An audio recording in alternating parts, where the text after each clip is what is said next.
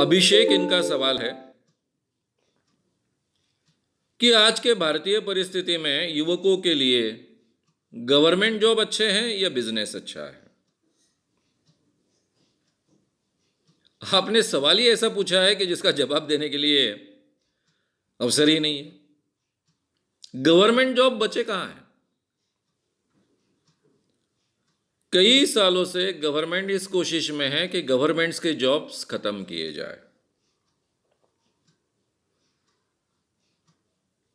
नई भर्तियां निकल नहीं रही है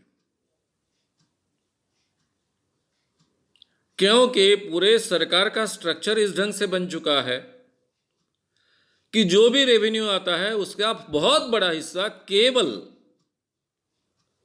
गवर्नमेंट के नौकरों पर खर्च होता है।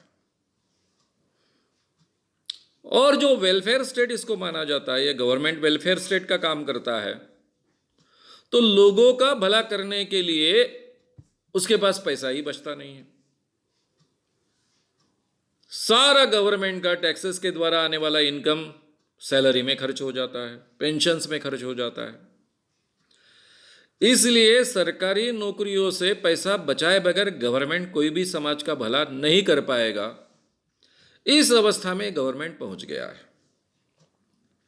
अब इस गवर्नमेंट में कोई भी जाए, आप जाए, मैं जाऊं, कोई भी जाओ, तो भी गवर्नमेंट में जॉब्स निर्माण करने की पॉसिबिलिटी नहीं है। लेकिन शासन तो सुचारू रूप से चलना आवश्यक है। लोकतंत्र में तो ज्यादा ही आवश्यक है। इसलिए जो बहुत ही आवश्यक नौकरियां है वो बची रहेगी अफसरों की। जैसा बाकी करीबन सभी जॉब्स बंद है, लेकिन हर साल यूपीएससी, एमपीएससी की एग्जाम्स होती है, उसके जरिए कुछ ऑफिसर्स की भर्ती होती है। ये जो गवर्नमेंट में की पोस्ट के अधिकारी होते हैं उनकी तो आवश्यकता रहने वाली है। बाकी मैन पावर को रिप्लेस किया जाए, कंप्यूटर के द्वारा रिप्लेस किया जाए, आधुनिक टेक्नोलॉजी के साथ में रिप्लेस किया जाए। जहां यह संभव नहीं है वहां प्राइवेट कॉन्ट्रैक्ट्स के जरिए इसको रिप्लेस किया जाए। प्राइवेट कॉन्ट्रैक्ट्स देने में फायदे भी बहुत ज़्यादा है।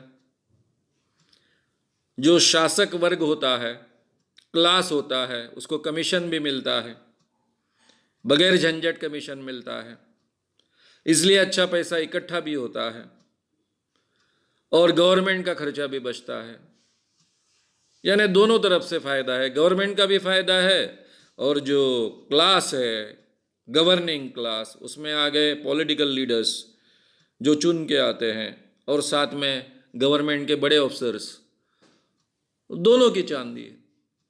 तो इस ढंग से आज हमारा शासन चल रहा है, केंद्र में भी और राज्य में भी, और वो उसी दिशा में चलने वाला है। इसलिए आज के जमाने में गवर्नमेंट जॉब्स के लिए तो कोई ज्यादा अवसर नहीं है। जो भी अवसर है वो अफसर लेवल का अवसर है। आप यूपीएससी के माध्यम से जाओ, आईएएस ऑफिसर बनो, आईपीएस ऑफिसर बनो, एमपीएससी के माध्यम से जाओ, आगे चलकर आईएएस आईपीएस बनो, उसके द्वारा आप गवर्नमेंट जॉब पा सकते हो। लेकिन मैं इतना ही कहूंगा कि उसमें आपको ईमानदारी से, इतनी ज्यादा कमाई नहीं है कि उसके लिए आपने जाना चाहिए। जिसे ऐसा लगता है कि मैं इस जॉब में जाकर लोगों का कुछ भला करूं, मेरे देश के प्रति कुछ अपना कर्तव्य निभाऊं, जहां तक हो सके लोगों तक मैं फायदा पहुंचाऊं गवर्नमेंट के जरिए, केवल वो सोच रखने वाले लोग वहां जाए। अक्सर मैं कई लोगों से बात करते रहता हूं, मेरे काफ़ी स्टूडेंट्स आईपीएस आईएएस अधिकारी बने हैं, एमपीएससी पास कर चुके हैं, आज बड़े बड़े ओहदों पर हैं। मेरे विद्यार्थियों ने मेरे वर्कशॉप जो चलते रहे पर्सनैलिटी डेवलपमेंट के, उनके जरिए बने विद्यार्थी,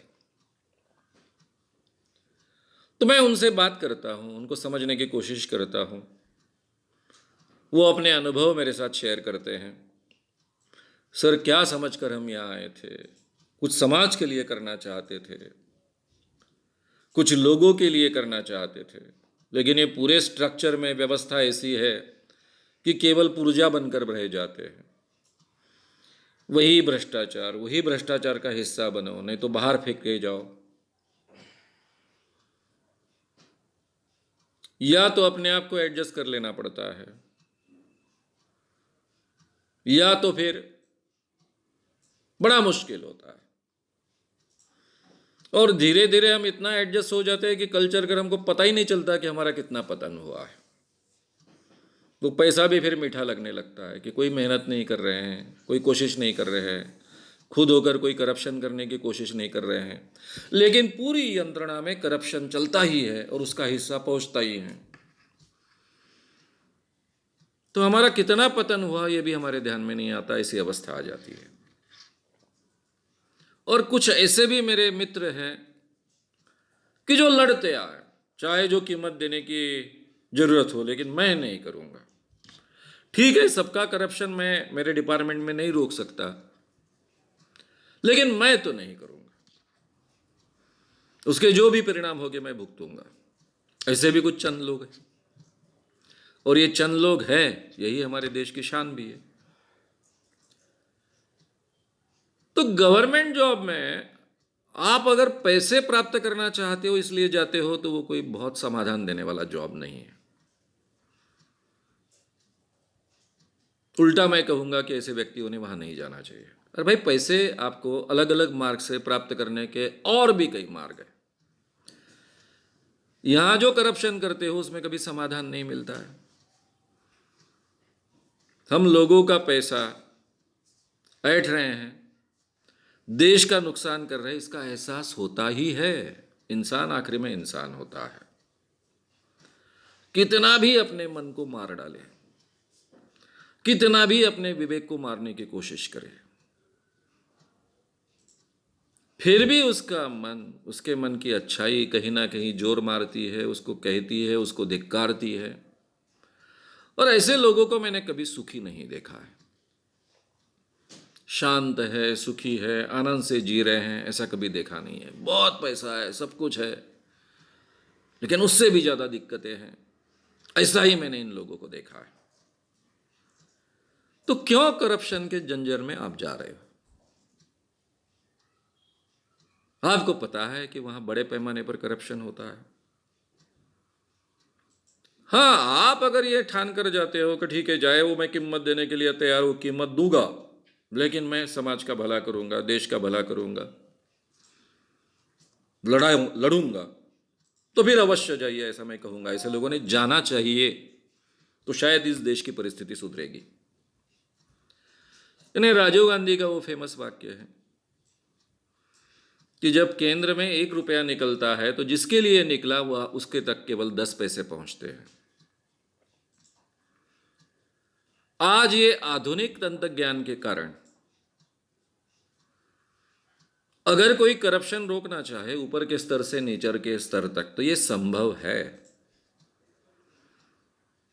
क्योंकि आधुनिक टेक्नोलॉजी के कारण ये बीच में जो 90 पैसे गायब होते हैं उनको रोका जा सकता है। ये शायद संभावना कुछ सालों तक पहले नहीं थी, अभी है। तो इसलिए मैं अवश्य कहूंगा कि जो लोग ये ठान कर चलते हैं कि मुझे देश के लिए कुछ करना है, समाज के लिए कुछ करना है और मुझ में वो योग्यता है, तो वो अवश्य ये गवर्नमेंट के अफसर्स के जॉब में जाए। दूसरी जॉब्स तो है ही नहीं। बिजनेस में जाए कि नहीं? भाई, जीवन में जीना है तो कुछ तो करना पड़ेगा। बेकार तो रहकर जी नहीं सकते हो। जियो भी तो वो जीने में कोई मतलब नहीं है। ना आपको समाज में प्रतिष्ठा होती है, समाज में हो ना हो, अपने मन में खुद की प्रतिष्ठा नहीं होती है। और इसलिए कोई भी बिजनेस, कोई भी मेहनत का काम, अब बिजनेस का मतलब केवल बड़ा कारखाना निर्माण करना, यही बिजनेस नहीं होता है। बिजनेस बहुत अलग अलग ढंग के होते हैं। कोई भी चीज कीजिए, लेकिन ईमानदारी से कीजिए, लोगों को बगैर ठगे कीजिए। आप कहोगे कि सर इस दुनिया में कोई भी बिजनेस बगैर ठगे नहीं किया जा सकता। मैं नहीं मानता हूं, और मैं केवल बोलता नहीं। मैंने रास्ते पर चीजें बेची है, लेकिन किसी को एक पैसा दिया नहीं। तब तो मुझे इतनी ज्यादा समझ भी नहीं थी। बात है 1973 की। तब मेरी उम्र होगी 23 साल की। मैं अपने कॉलेज के साइंस कॉलेज के सेकेंड ईयर में पढ़ रहा था। भाग गया मुंबई में, कल्याण में रहा एक लॉज में, और कल्याण के ही रास्तों पर चीजें बेचता था। मुंबई से चीजें लेकर आता था, बेचता था। कॉरपोरेशन के लोग, म्यूनिसिपालिटी थी तब कल्याण, उनके लोग पैसे मांगने आते, मैं नहीं देता, उनके साथ में झगड़ा करता किया। अब आप कहोगे कि आपने कुछ माह तक ये काम किया, सालों साल करते तो क्या करते। फिर मैंने होटल चलाए, दूसरों के होटल चलाए, खुद की रसवंती और होटल चलाए, वहां भी किसी को एक पैसा नहीं दिया। अब कोई मांगने की हिम्मत भी ना करे, क्योंकि मेरा रसवंती और मेरा जो होटल था वो पूरे मूवमेंट का केंद्र बन चुका था। आगे चलकर मैंने पर्सनालिटी डेवलपमेंट के क्लासेस का स्वतंत्र व्यवसाय किया। तब भी मैंने किसी को एक पैसे का भ्रष्टाचार होने नहीं दिया, ना किसी को खंडनी दी। अब मुझे मेरे कई मित्र कहते हैं कि भाई आप श्याम मानव हो इसलिए आपको संभव है। राम शेवाड़कर जी, उनका बेटा आशुतोष शेवाड़कर बहुत बड़ा बिल्डर है, वो मुझे हमेशा कहता है तू क्या है, तू श्याम मानव है इसलिए तेरा चल जाता है। बाकी कोई भी बिजनेसमैन को इस देश में भ्रष्टाचार करना ही होता है। इस बात को लेकर मेरे साथ झगड़ता भी है, तो मेरा दोस्त है, भाई है।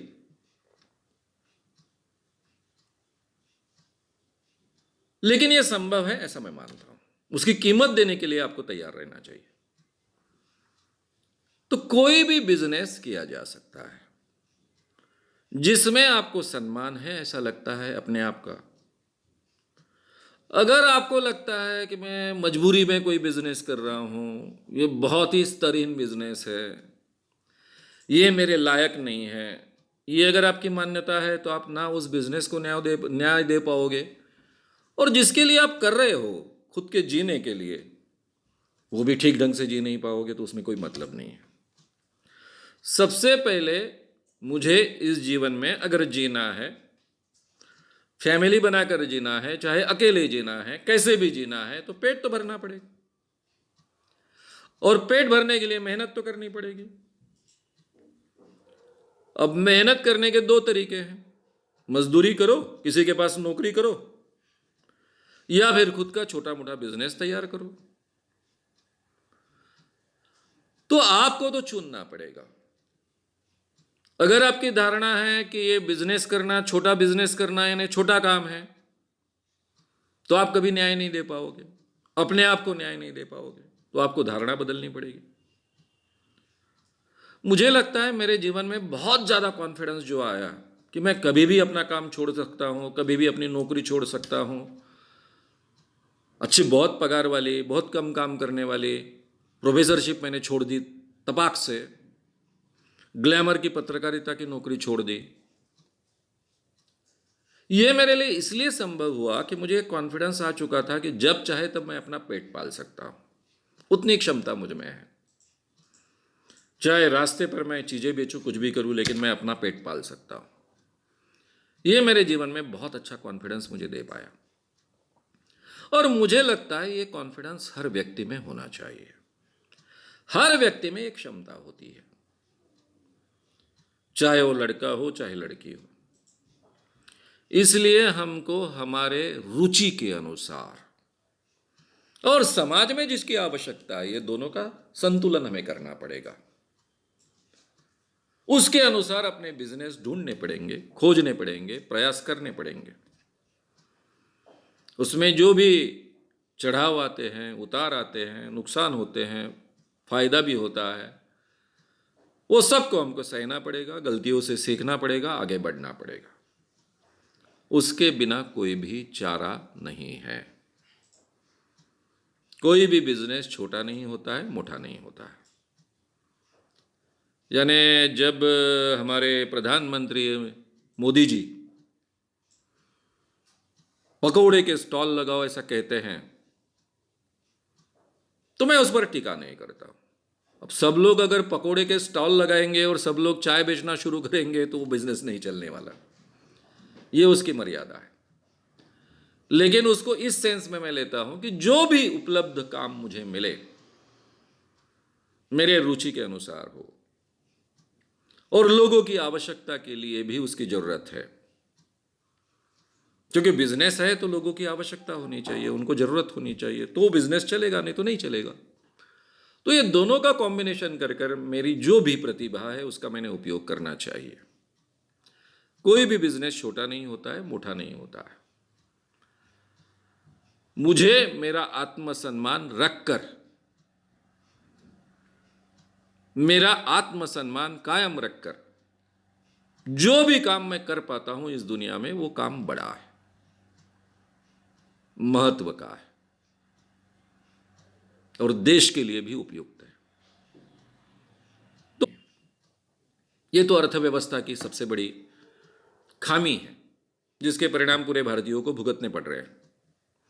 और यहां मोदी जी को दोष दिया जा सकता है कि उन्होंने इस बात को बढ़ाया है, यानी अर्थव्यवस्था की इस बुराई को बढ़ाने का काम बड़े पैमाने पर इस सरकार ने किया है, ये हम कह सकते हैं। उनके पकोड़े के स्टॉल लगाओ और चाय के स्टॉल लगाओ, इसके ऊपर मैं टिका नहीं करूंगा, उल्टा मैं उसकी तारीफ करूंगा कि जो भी काम मिले, जो भी उपलब्ध हो, अच्छे ढंग से हमने करना सीखना चाहिए। इस ढंग से, इस अर्थ से मैं उसको लूंगा। तो इसलिए आप चाहे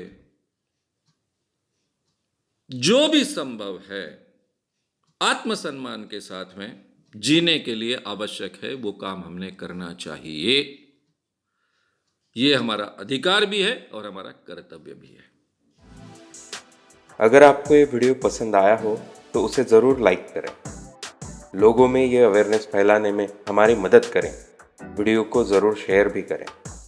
तो हमारे YouTube चैनल श्याम मानव को विज़िट करें। ऐसे सारे वीडियोस का आनंद लेने के लिए हमारे चैनल को सब्सक्राइब करें। उसके लिए सब्सक्राइब बटन दबाएं।